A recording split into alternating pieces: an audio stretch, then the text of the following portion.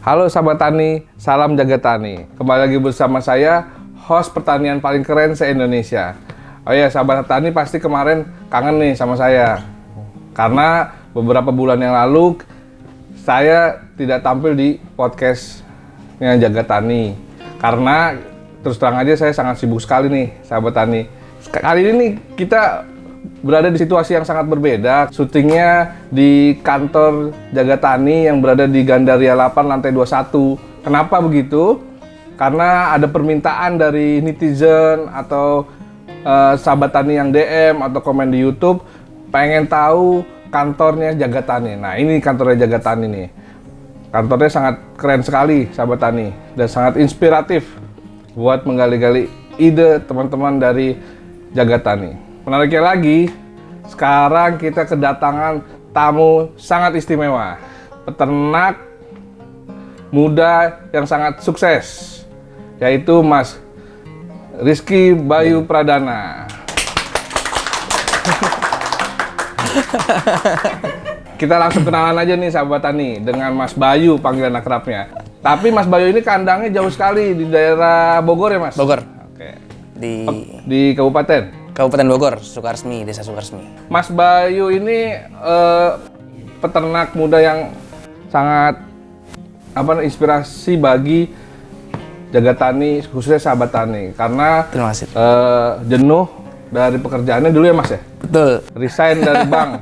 Betul. Banknya konvensional apa syariah dulu Mas? Konvensional. Nah, karena jenuh bekerja sebagai pegawai bank, beternak langsung nih.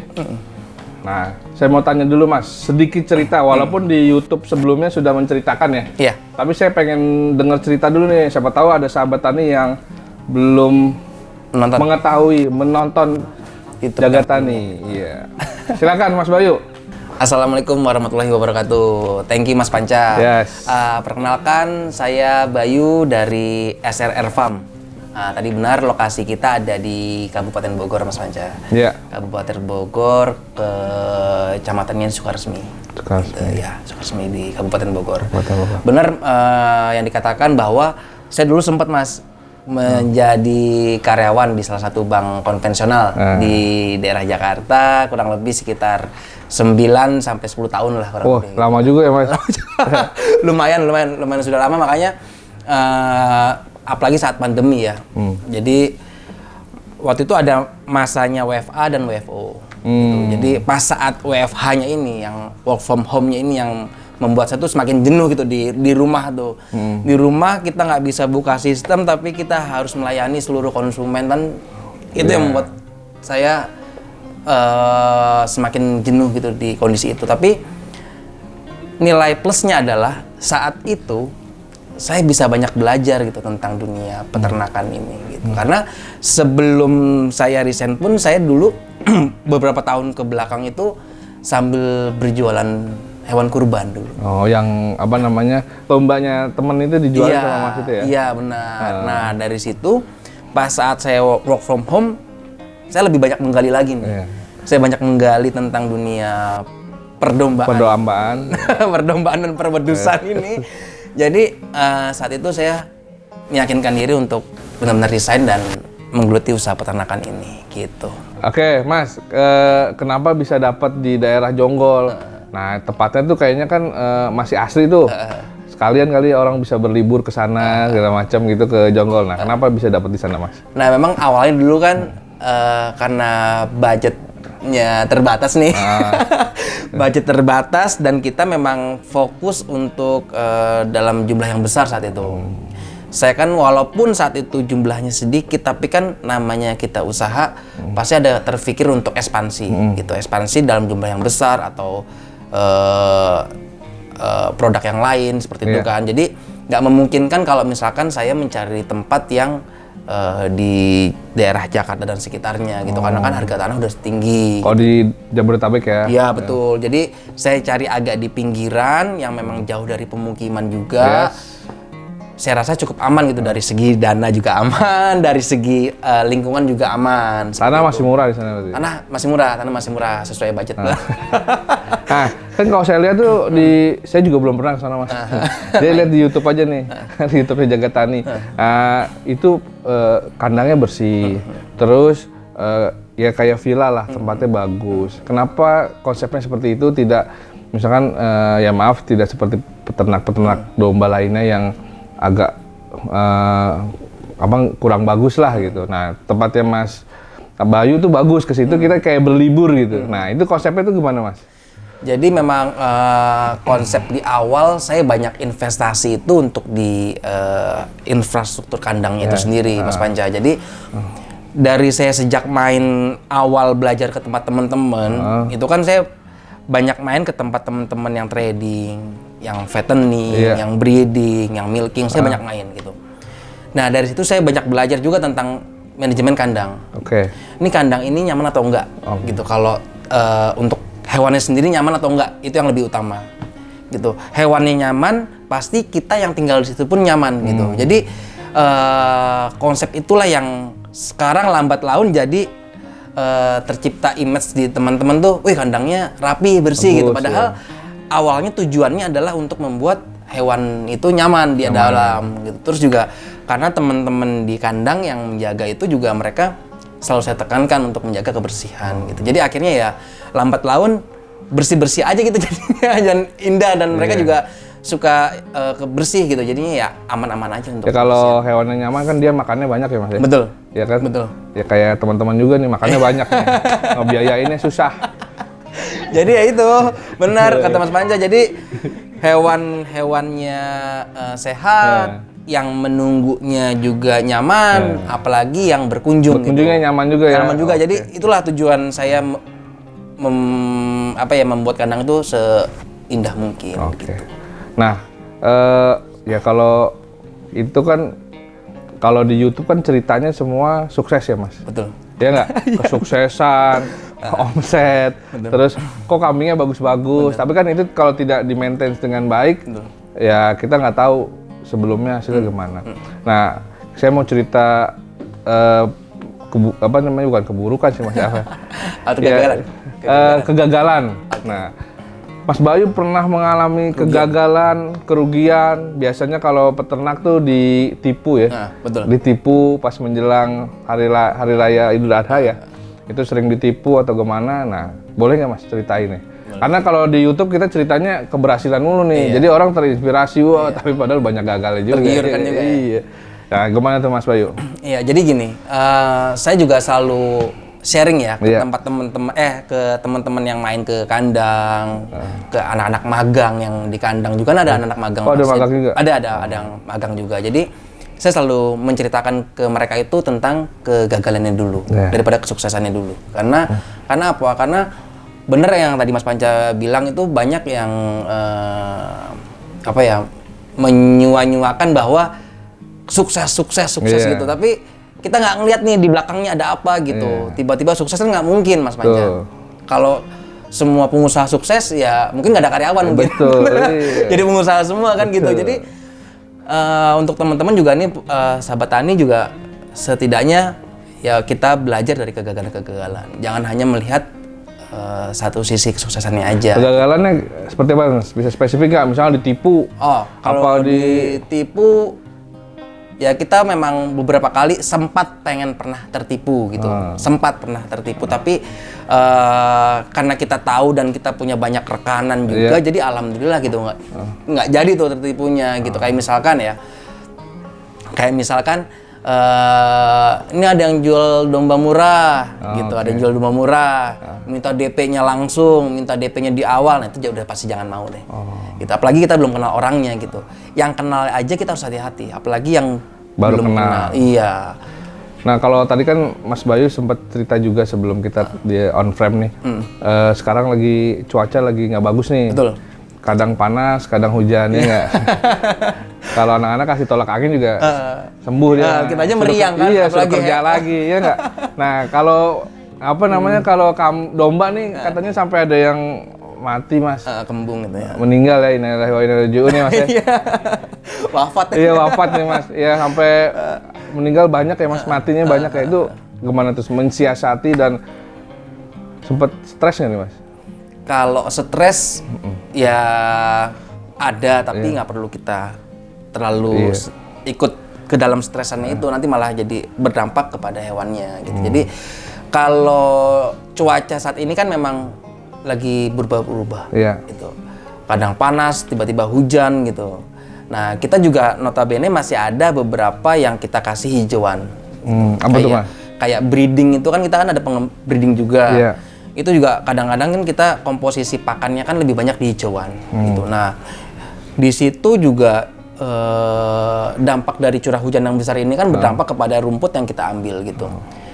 Walaupun rumput yang kita ambil hari ini kita kasih pakan besok gitu, tapi kan terkadang masih ada aja gitu dampak-dampak dari curah hujan air, kadar air yang tinggi itu di rumput itu. Jadi menyebabkan ya kambing kembung gitu, terus tiba-tiba mencret. Nah, itulah penyebab. Bukan si Dika doang yang kembung ya? Kami nggak kembung, domba. Nah, itu sampai kematian, Mas? Iya, ujungnya itu sampai kambingnya kematian. Kalau kita penanganannya nggak cepat, pasti nggak lama sih. Nah, itu usianya. Sekarang nih udah, ya maaf Mas, udah berapa yang lewat nih, Mas? Dalam sebulan ini kita ada sekitar 6-7 ekoran. Lumayan tuh, Mas. Lumayan. Itu secara penghasilan pasti atau sangat berdampak sih. Itu menular nggak ke domba yang lain? Kalau untuk penyakit ini nggak menular sih gitu, karena bukan berupa virus ya. Gitu, tapi ya karena dia makan di pakanan yang sama gitu, jadi ya mungkin ada indikasi yang lain juga pasti akan mengalami hal yang sama gitu. Ada tips khusus nggak biar dia nggak kembung, cuaca kayak begini, kasih makanan apa kayak gitu? Kalau bisa kan sekarang gini, Mas, teman-teman ini kan sudah berinovasi ya. Berinovasi dengan adanya silase. Gitu. Silase itu jadi rumput yang dicacah dan diawetkan. Dikeringkan gitu. Diawetkan di dalam drum biasanya. Tanpa adanya bahan-bahan lainnya gitu. Jadi pure bener-bener 100% bahan yang diawetkan. Itu namanya silase. Kalau yang tadi dikeringkan namanya kan hay. Nah, sekarang tuh dengan inovasi itu yaitu kurang lebih dapat meminimalisir dampak dari risiko kembung di saat musim hujan ini. Jadi teman-teman saat musim panas mereka mengambil banyak hijauan rumput itu dan mereka simpan di dalam kedap tempat yang di kedap udara itu. Kayak nyimpen padi ya zaman dulu. Jadi nah itu nanti akan digunakan saat musim hujan. Itu kadar airnya sudah turun dan insya Allah sudah aman.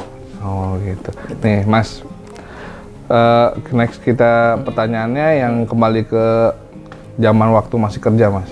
Pasti kan kalau kerja di bank kan ya mertua seneng ya, mantunya rapi ya kan, orang tua keren gitu kan.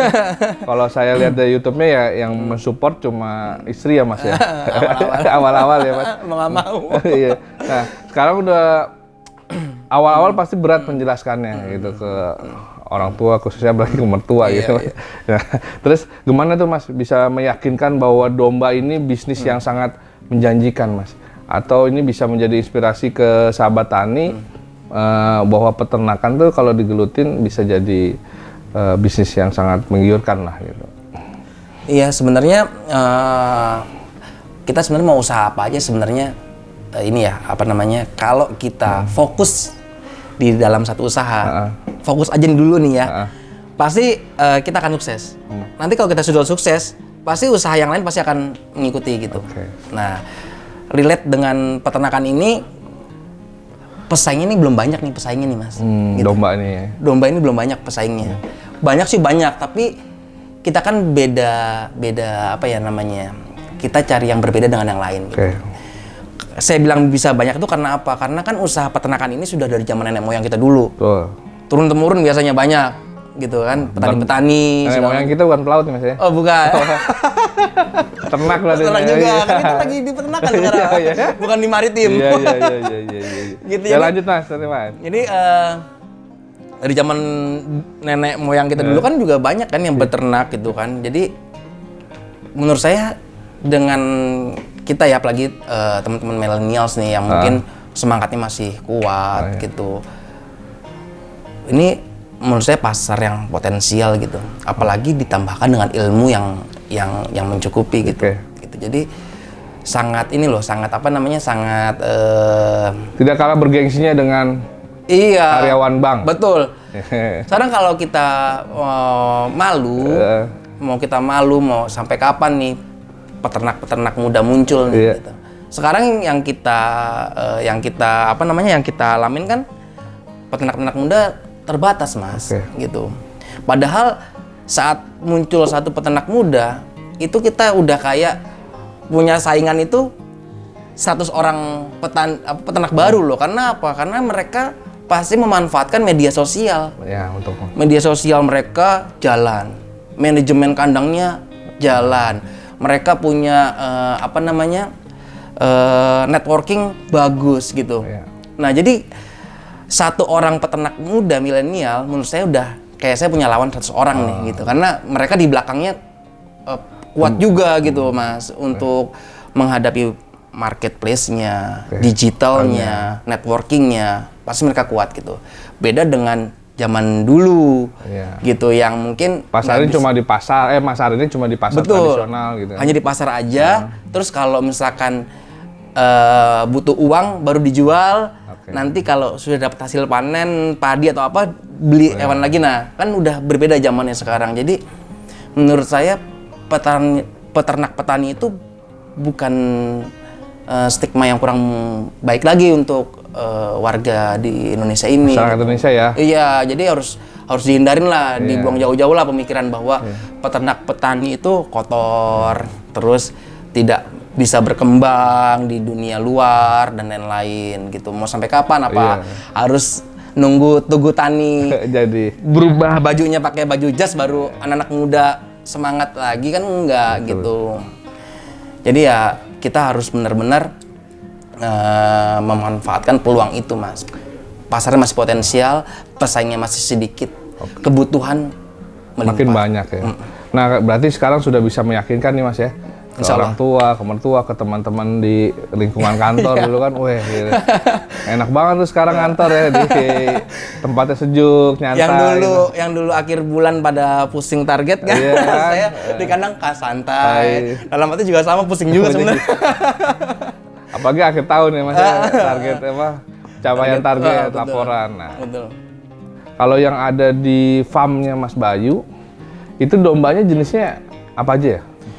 Kalau untuk jenis domba, kita kan ada beberapa sektor ya saya. Di kandang itu saat ini kita masih fokus di fattening dan breeding. Iya. Kalau untuk di fatteningnya, kita memakai domba-domba priangan atau domba-domba Garut yang memang tidak layak untuk kita besarkan sebagai bahan indukan. Gitu. Jadi memang yang kurang layak kita jadikan masuk ke divisi penggemukan gitu, untuk kita gemukan dan kita jual dagingnya.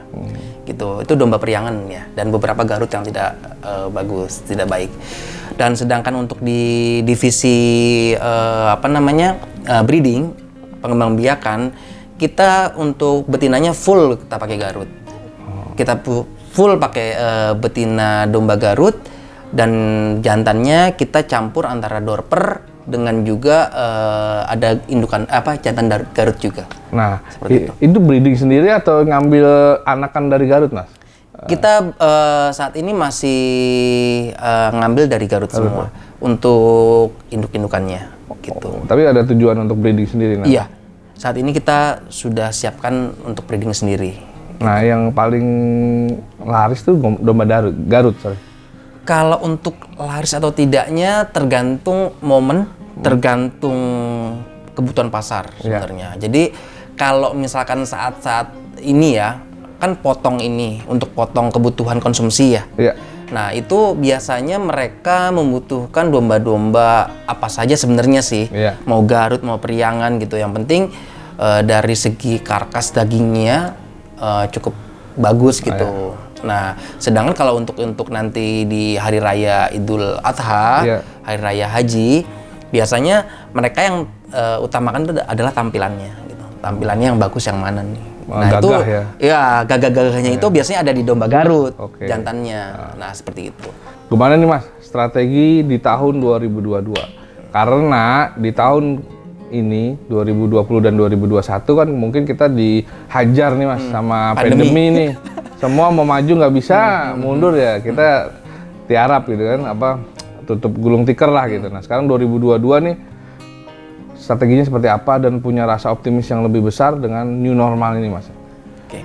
Kalau optimis, saya orang yang selalu optimis gitu. Oke. Dan harus wajib optimis gitu. Kalau Marketing enggak, ya, jadi bisa. karena basic saya marketing dan bergelut di dunia marketing udah lama, jadi ya peternakan sama marketing ya saya jadikan satu combine gitu. Jadi jadi saya harus optimis Mas, karena kalau saya nggak optimis ya hasilnya juga nggak akan baik gitu. Jadi untuk tahun 2020 dan 2021 ini memang ada penurunan secara global ya. Tapi penurunan itu menurut saya nggak begitu terdampak signifikan. Apalagi yang untuk Idul Adha. Idul Adha justru kita terjadi peningkatan penjualan gitu. Dari tahun 2019 lalu dan 2021 ini ya, itu kita mengalami peningkatan, alhamdulillah. Nah peningkatannya kita hitung dari 2020 aja Mas ya. 2020 tuh penjualan setahun berapa tuh? Idul Adha mungkin saya masih sedikit sih keluarnya kalau masuknya gitu. Mungkin nggak nyampe, belum sampai 500-an ekor. 500 ekor ya, belum sampai ya gitu. Tapi dari situ sudah saya sudah merasakan bahwa ada penaikan. Walaupun mungkin yang berubah pada saat pandemi itu adalah ukuran domba yang diminati atau banyak dibeli oleh konsumen. Tahun-tahun sebelumnya itu mungkin jenis-jenis domba yang ukurannya sedikit besar Mas. Kalau dari harga ya, dari harga yang mungkin 3 juta ke atas sebelum pandemi. Tapi saat pandemi ini mereka lebih banyak membeli yang di angka 3 juta ke bawah gitu. Tapi secara global keseluruhan sama kurang lebih kebutuhannya. Untuk keuntungannya marginnya lebih kecil ya? Iya, hanya itu aja membedakan. Di bawah. Betul. Dari kebiasaannya harganya. Betul. Nah 2020 tuh ada peningkatan atau lebih turun lagi? 2021. Ada peningkatan. Oke. Ada Berarti di peningkatan. atas 500 ya? Yang mencapai lah, mencapai. Nah untuk 2022 pasti Idul Adha nih 2022 optimisnya berapa nih? Kan kalau ngomongin omset kan tadi kayaknya biar netizen nggak komen gitu kan, komen negatif, jadi kita ngomonginnya penjualan aja ya, penjualan. Iya, angka penjualan. Insya Allah target di 2022 saya ingin sampai di angka 1000 sih. Wih, mantep ya. Campur ya, sahabat tani. betina jantan 1000 lah. Domba ya, 1000 ya. Domba. Itu biasanya yang 1000 yang dijual Idul Adha itu orang datang ke kandang atau Mas Bayu punya pos penjualan di Jakarta atau gimana? Atau dilempar ke penjual lainnya? Jadi kita buka dapur nih ya. 2022 iya buka dapur nih, kita sharing. Iya. Jadi alhamdulillah SRR Farm itu kita punya konsumen loyal ya dari tahun ke tahun. Itu yang dari lapak kita kurban awal dulu kita masih pertahankan karena yang kita jaga itu adalah kepercayaan Mas. Gitu namanya bisnis, mau bisnis apapun kepercayaan. Jadi alhamdulillah kita masih pertahankan itu. Yang kedua yang tadi Mas bilang media sosial. Media sosial itu lumayan loh andilnya. Itu kurang lebih ada sekitar 50%-an penjualan kita itu dari media sosial. Apa tuh? Instagram, Facebook, YouTube dan lain-lain. Grup WhatsApp gitu ya. Iya. Grup WhatsApp kita sebar semua gitu. Nah, itu 50% loh. Terus kita juga punya yayasan dan lain-lain yang masih bisa kita support. Gitu. Nah, tahun 2022 insya Allah kita mau mendapat gandakan ke penjualannya. 1000 ya? Kurang lebih 1000 lah. Oke. Gitu. Berarti di 2022 optimis ya Mas? Optimis. 1000. Oke. 1000 nih sahabat tani targetnya. Kalau misalkan teman-teman bisa jual domba bisa dapat komisi dong ya? Bisa. Kayak kita awal dulu. Iya. Iya nggak? Oke Mas Bayu. Nah, ada sesi terakhir nih, ada 1-2 kata untuk sahabat tani yang bisa menginspirasi. Silakan Mas Bayu. Oke, mungkin kata-kata di akhir video ini saya ingin menyampaikan Mas. Tadi Mas Panca, bukan jumlah seribunya atau jumlah banyak sedikitnya gitu, tapi prosesnya yang harus kita jalani gitu. Jangan melihat jumlah sedikit itu, jumlah 1.000 itu sedikit kok. Ada yang teman ada yang 2.000, ada yang 3.000 gitu. Tapi kan ada teman juga yang di bawah 1.000. Betul. Nah, jangan seperti itu, tapi kita harus melihat prosesnya. Gitu. Prosesnya itu yang sangat menjadi pelajaran buat teman-teman semuanya. Banyak bersilaturahmi, banyak belajar ke teman-teman yang sudah memulainya juga. Betul, gitu. Pak. Untuk memajukan juga peternakan di Indonesia. Seperti itu. Terima kasih. Oke, makasih Mas Bayu. Oke, sahabat tani, tidak terasa nih kita tadi ngobrol panjang lebar, ternyata sudah semuanya kita tanyakan ke Mas Bayu nih. Kayaknya waktu terasa singkat nih. Padahal awalnya saya agak grogi, Mas. Saya agak grogi karena baru on frame lagi nih, Mas Bayu. Maaf nih kalau grogi nih. Nah, terima kasih buat Mas Bayu udah datang ke kantor kita di Jagatani. Sukses. Amin. Menjadi peternak milenial ya, Mas. Amin. Mudah-mudahan ini bisa menjadi inspirasi teman-teman sahabat tani, karena kalau peternaknya maju, petaninya maju, berarti saya yakin, Jagatani yakin negara lebih maju lah. Dan jangan lupa juga 2022 banyak nonton YouTube Jagatani TV ya, Mas. Siap. Subscribe. Subscribe jangan lupa. Like, share and comment. IG-nya juga, IG-nya jangan lupa, IG Jagatani, dan kita ada website-nya, website Jagatani. Dan support terus Jagatani dengan cara nonton dan subscribe. Oke. Salam Jagatani. Oke. Mana nih nggak ada hitung tangan nih? Minum Mas.